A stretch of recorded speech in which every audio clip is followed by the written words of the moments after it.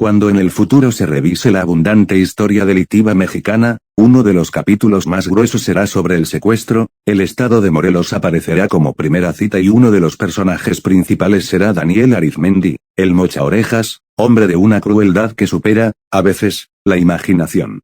Así lo describió el periodista Humberto Payet en su reportaje Daniel Arizmendi el mochaorejas soy yo, publicado el 10 de enero del 2014. La historia de Arizmendi va más allá del sensacionalismo de la prensa. Aquella que lo bautizó y apadrinó con un nombre que quedó grabado en el colectivo de todos los mexicanos. El secuestrador nació en Miacatlán, Morelos, el 22 de julio de 1958.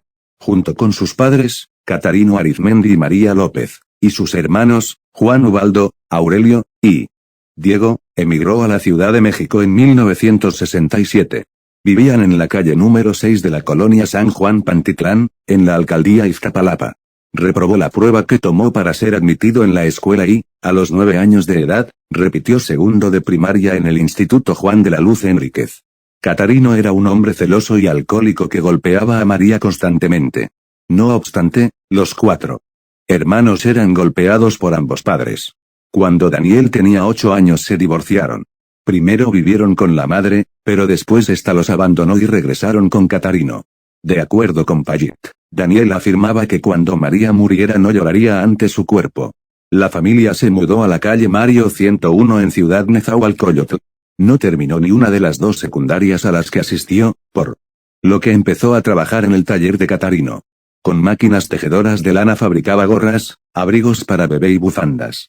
A los 20 años, Daniel Arizmendi conoció y se hizo novio de María de Lourdes Arias, quien estudiaba en ese entonces en la Escuela Nacional Preparatoria de Zaragoza de la Universidad Nacional Autónoma de México, UNAM. Se casaron el 27 de agosto de 1977 cuando ella quedó embarazada de su primer hijo, Daniel. Se conocían desde que Daniel tenía 10 años de edad, y desde ese entonces, se podían observar sus orejas enormes. Daniel y Catarino eran similares, sin afectos hacia esposas e hijos, con una masculinidad frágil, alcohólicos, celosos, y violentos. Golpeó en repetidas ocasiones a María de Lourdes por acusarla de infidelidad. Tenía la fantasía de encontrarla con otro hombre en el hospital donde trabajaba. Además de que ella tenía un empleo estable en el Instituto Mexicano del Seguro Social, IMSS, y él era incapaz de conseguir y mantener un trabajo. La indiferencia se terminaba cuando golpeaba con violencia a su esposa y a sus hijos, quienes le preguntaban a su madre si su padre los quería.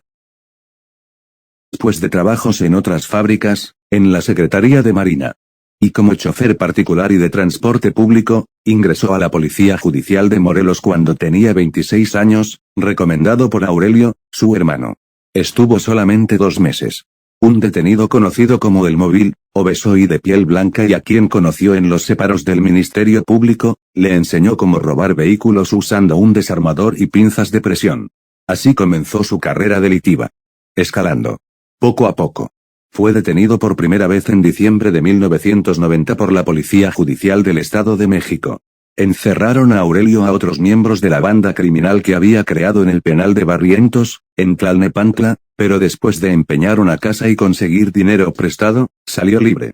Comenzó a dedicarse al secuestro cuando una sobrina de su esposa le platicó que habían plagiado a una persona en la ciudad de Cuernavaca. Sus cautivadores habían exigido a la familia 1 millón de pesos. Se dio cuenta de lo fácil que era y empezó a secuestrar con la misma banda con la que robaba automóviles, su hermano Aurelio, los hermanos Paz Villegas, Raciel El Rachi, Joaquín Parra Zúñiga, y un hermano de este. El primer secuestro que realizó fue el de Martín Gómez Robledo, dueño de una gasolinera. Lo trasladaron en una camioneta por la autopista México-Puebla a su casa de seguridad. El lugar también lo utilizaban como un refugio para guardar los vehículos robados. Encerraron a Gómez Robledo desnudo en el baño, lo ataron de pies y manos, le vendaron los ojos, y no le dieron comida ni agua. Arizmendi exigió a la familia de la víctima 1 millón de pesos, pero, como estuvo abierto a las negociaciones, terminó recibiendo 350.000.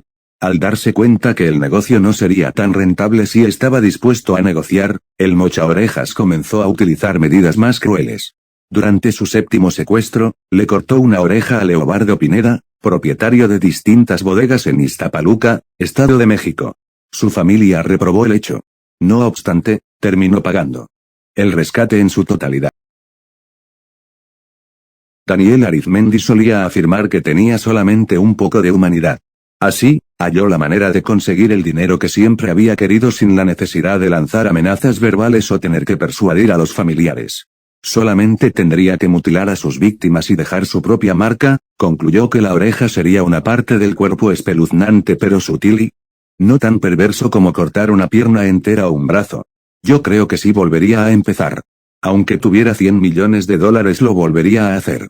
Secuestrar era para mí como una droga, como un vicio. Era la excitación de saber que te la estabas jugando, que te podrían matar. Era como adivinar, ahora le corto una oreja a este cuate y va a pagar. Y pagaban. No sentí nada ni bueno ni malo.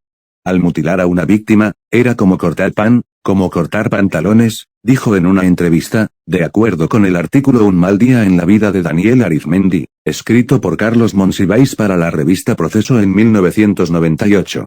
Cortar orejas era normal para mí, ni me daba miedo ni me daba temor. Como si fuera una cosa normal. Matar, secuestrar, todo es normal, declaró. No obstante, algo que tanto deseaba, la fama, se convirtió en un arma de doble filo, una pieza clave para su identificación, localización, y arresto, porque cada vez más víctimas lo señalaban y cada vez la gente hablaba más de él. La banda de los secuestradores también perpetró asesinatos y burlas hacia las familias de los plagiados, por lo cual se propagó terror entre la población mexicana.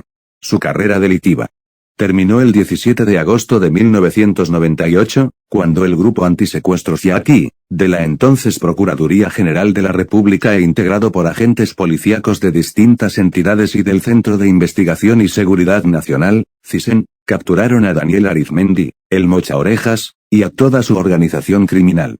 El arresto ocurrió en las inmediaciones de Toreo Cuatro Caminos en Naucalpan, Estado de México. Incautaron 600 centenarios, 30 millones de pesos, y $500,000.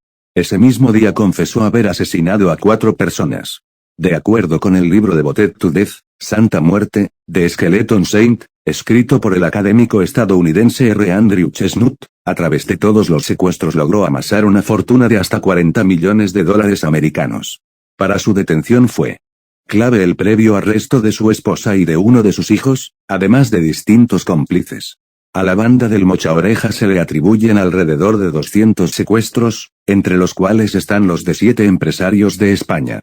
Las conexiones y protección otorgada por altos mandos de la seguridad pública del país posibilitaron a Arizmendi extender sus operaciones a 7 entidades federativas en el centro y sur de México. El 22 de agosto del 2003 fue sentenciado a 393 años de prisión por los delitos de privación ilegal de la libertad en la modalidad de secuestro, delincuencia organizada, posesión de armas de fuego de uso exclusivo de las Fuerzas Armadas y homicidio.